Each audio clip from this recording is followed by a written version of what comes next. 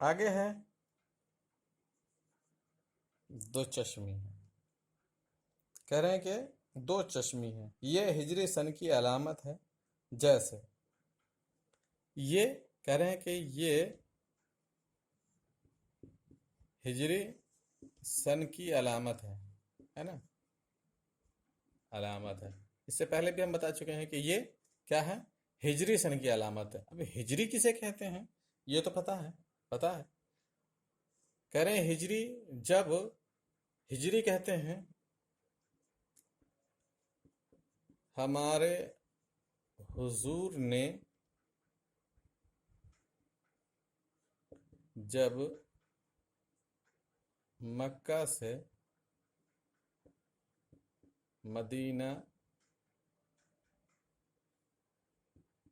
ہجرت کر کے آئے، اسی سال سے ہجری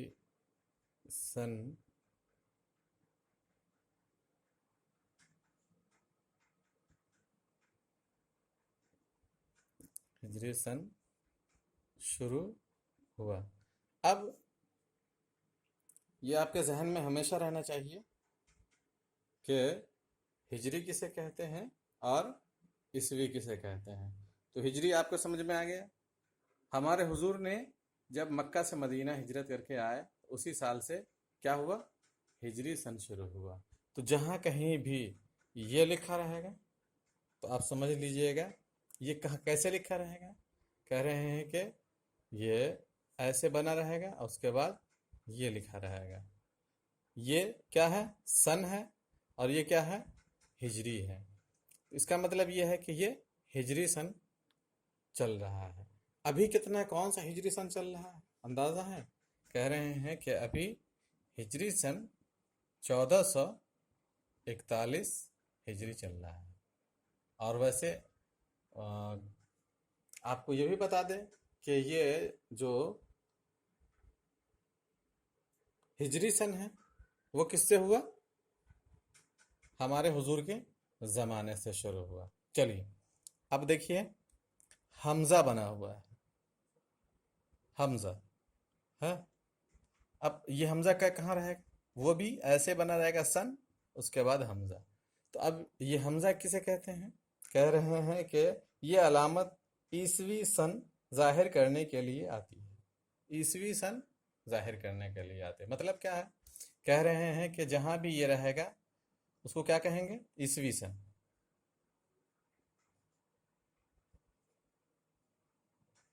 عیسوی سن ہے نا، مطلب کیا ہے،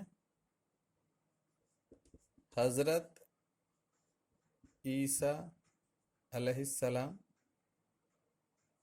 کے زمانے سے جو سال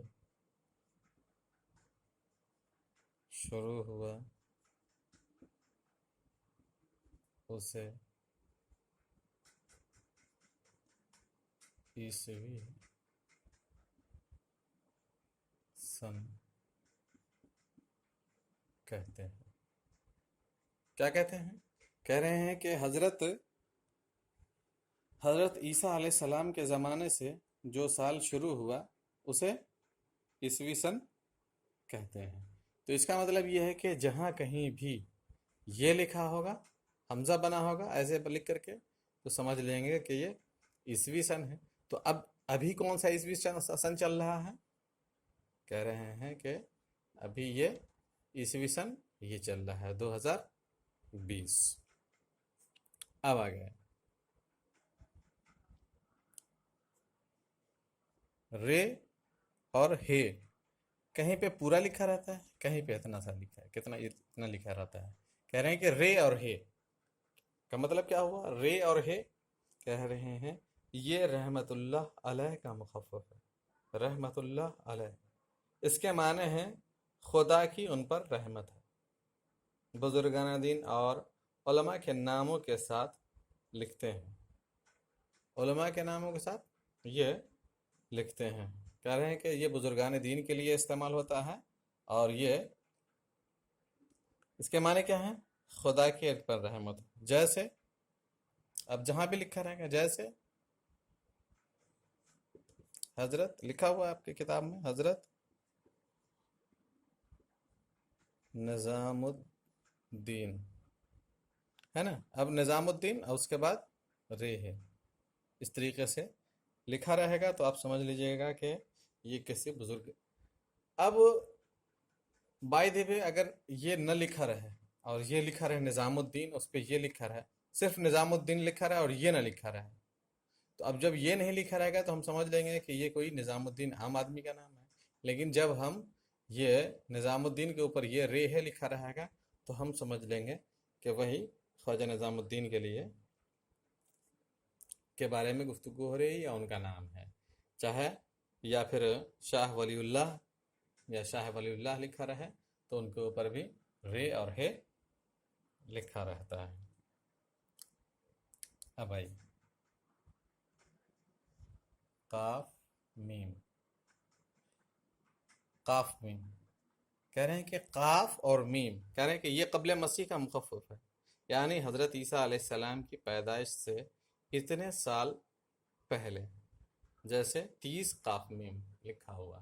کہہ رہے ہیں کہ ابھی جو آپ کتاب پڑھیں گے اس میں آپ کو پتہ نہیں چلے گا، لیکن جب آپ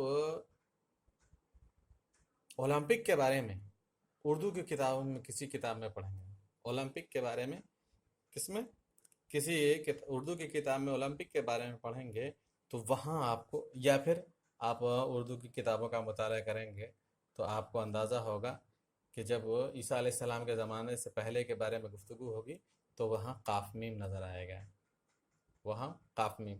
یا اولمپک دنیاوی اعتبار سے اولمپک کے بارے میں جب آپ پڑھیں گے تو وہاں بھی یہ قاف میم آپ کو نظر آئے گا. کیا مطلب؟ قبل مسیح ہے نا، قبل مسیح، قبل مسیح مطلب جناب عیسیٰ علیہ السلام کے زمانے سے جو سال پہلے گزر چکا ہے، یعنی ہمارے نبی سے پہلے جناب عیسیٰ علیہ السلام، اور ان سے بھی پہلے جتنے بھی نبی آئے یا اور بھی لوگ گزرے، وہ کیا کہیں گے؟ قبل مسیح.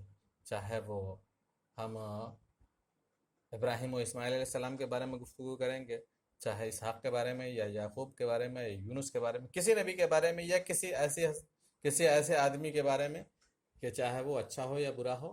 اچھے آدمی کے بارے میں چاہے گفتگو کریں یا برے آدمی کے بارے میں گفتگو کریں.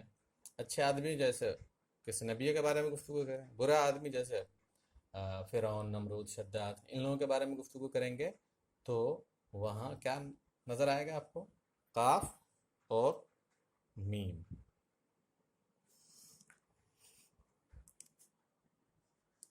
عین اور اس کے بعد ایسے بنا ہوا. کہہ رہے ہیں کہ یہ مصرے کی علامت ہے. یہ کس کی علامت ہے؟ مصرے کی علامت ہے. مصرا کہہ رہے ہیں کہ شیر جیسے کہتے ہیں، جیسے صبح ہوتی ہے شام ہوتی ہے، عمر یوں ہی تمام ہوتی ہے. کہہ رہے ہیں کہ صبح ہوتی ہے شام ہوتی ہے، عمر یوں ہی تمام ہوتی ہے. تو اب کہاں استعمال ہے؟ کہہ رہے ہیں کہ یہ مصرے کی علامت ہے. کیا ہے؟ اب ہم نے ایک لکھا تو اس کو یہاں پہ ہم نے ایسے لکھ دیا تو اس کا مطلب یہ ہوا کہ یہ ایک مصرع ہو گیا. تو اس طریقے سے یہ الگ مصرع، یہ الگ مصرع. تو ایک اگر ہے تو اس کو کیا کہیں گے؟ مصرع ہے نا. میم صاد ر عین ہے، مصرع. اور اگر ایک سے زیادہ ہے یعنی دونوں ہیں تو کیا کہیں گے؟ مصرے. اس طریقے سے بھی تو یہ علامت کس کی ہے؟ مصرے کی علامت ہے. اب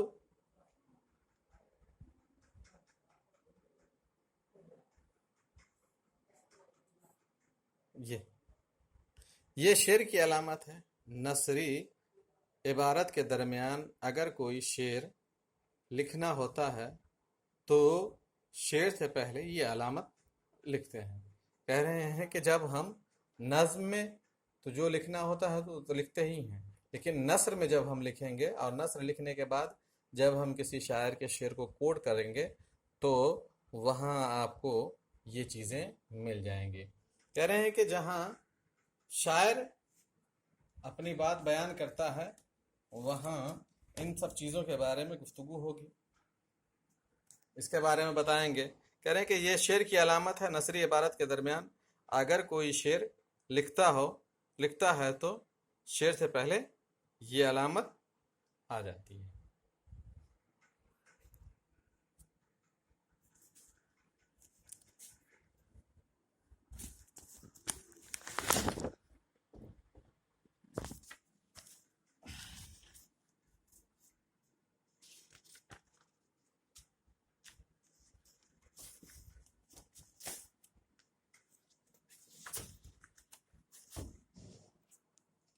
جیسے ہے نا، اب جیسے لکھا ہوا ہے. کہہ رہے ہیں کہ جب کہ تجھ بن نہیں کوئی معبود. کیا لکھا ہوا ہے؟ ہم نے کوئی عبارت لکھی ہے، عبارت لکھنے کے بعد فلاں شاعر نے، جیسے حالی نے کہا یا کسی نے کہا،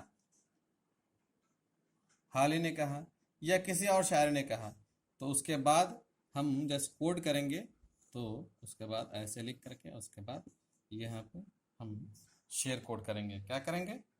کہہ رہے ہیں کہ جب کہ تجھ بھی نہیں کوئی معبود پھر یہ ہنگامہ ہے خدا کیا ہے. کہہ رہے ہیں کہ تیرے علاوہ جب کوئی خدا ہے ہی نہیں تو پھر یہاں جب تو ایک ہے، اکیلا ہے، تیرے علاوہ کوئی خدا نہیں ہے، تو پھر اتنے ہنگامے کیوں ہیں، اتنے فسادات کیوں ہیں؟